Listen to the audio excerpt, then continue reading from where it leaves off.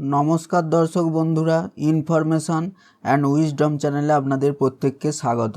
আমরা আজকে কি দেখলাম সন্দেশখালী কাণ্ডে। আজ 33 দিন পার হয়ে গেল, শেখ শাহজাহানকে কিন্তু এখনো পর্যন্ত আমাদের রাজ্যের পুলিশ গ্রেপ্তার করতে পারলো না। এটাই আমরা সকলে লক্ষ্য করতে পারছি। কেন গ্রেপ্তার করতে পারছে না সেই শেখ শাহজাহানকে, যাকে বেতাজ বাদশা বলা হচ্ছে সন্দেশখালী। এবং আমরা এটা মিডিয়াতে আজকে যেটা লক্ষ্য করলাম যে আজকে শেখ শাহজাহানের তৃণমূল সমর্থিত অনুগামীরা এবং তার সাথে বহিরাগত সঙ্গে নিয়ে, অর্থাৎ এক কথায় বলে চলে তৃণমূল আজ মিছিল বের করেছিল সন্দেশখালীতে এবং তৃণমূলের মিছিলের সঙ্গে বহিরাগতরাও প্রবেশ করেছিল এবং সেই মিছিল একত্রিত হয়ে, অর্থাৎ তৃণমূল এবং বহিরাগতরা একত্রিত হয়ে কিন্তু একটা জমায়েত শুরু করেছিল। এবং সেই জমায়েতে আমরা লক্ষ্য করলাম মিডিয়াতে যে বিজেপি এবং সিপিএম সমর্থকেরা তারা কিন্তু তাদের জনরোষ আজ দেখিয়েছে। অর্থাৎ সেই জনরোষের রোষ আজ কেন দেখা গেল,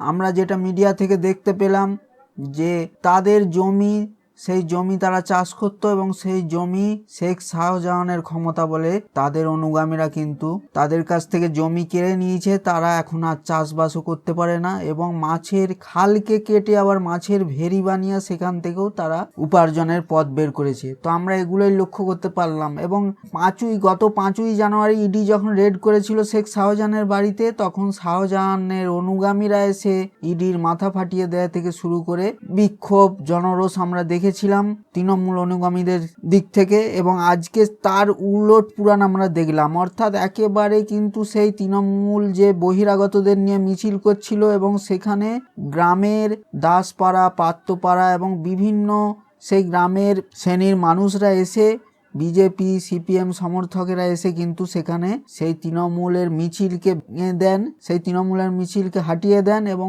তৃণমূল অনুগামীরা কিন্তু একেবারে ভয়ে পালাতে বাধ্য হন। পাশাপাশি যে খাল নদী ছিল কোনো রকমে পেরিয়ে লঞ্চে চেপে পালিয়ে যেতে বাধ্য হন। এরকম একটা পরিস্থিতি আজ সন্দেশখালীতে তৈরি হয়েছিল। তো এখানেই আমরা দেখতে পাচ্ছি, দেখুন ক্ষমতা থাকলে কি অবস্থা হয় আর ক্ষমতা না থাকায় কি জনরোষ পড়ে, এটাই আমরা লক্ষ্য করলাম। তো আমরা যেটা দর্শক বন্ধু আপনাদের বলতে চাইছি, অর্থাৎ শেখ শাহজাহানের বিরুদ্ধে যে এত জমি, এত মাছের ভেরি যে দখল করে নেওয়ার জনরোষের আজকে যে আন্দোলন দেখলাম, অর্থাৎ জনরোষের যে একটা রোষ পড়লো ওই সন্দেশখালীতে এবং তার ফলস্বরূপ দেখতে পেলাম তৃণমূলের সমর্থকেরা তারা পালিয়ে যেতে বাধ্য হলো সেখান থেকে। তো এই বিষয়গুলো থেকে আমরা যেটা বুঝতে পারছি, বা দর্শক বন্ধু আপনারাও কি ভাবছেন আপনারাও কমেন্ট করে জানাবেন। তো শেখ শাহজাহানকে কিন্তু এখনো পর্যন্ত গ্রেপ্তার করা গেল না। গত 5ই জানুয়ারি রেড হয়েছিল, আজকে কিন্তু 7ই ফেব্রুয়ারি, 33 দিন পার হয়ে গেল, এখনো পর্যন্ত শেখ শাহজাহান অধরা।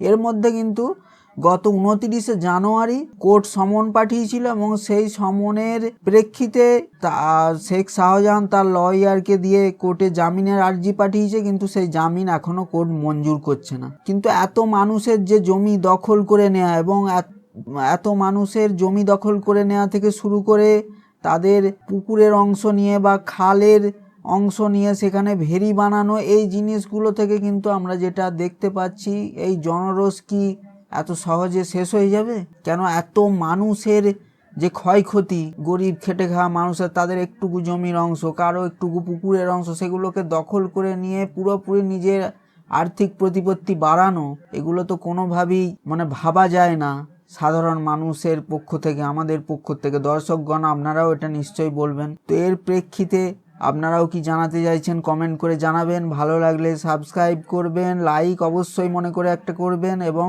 সেই সঙ্গে আপনাদের মূল্যবান মতামত কমেন্ট করে জানাবেন। ধন্যবাদ।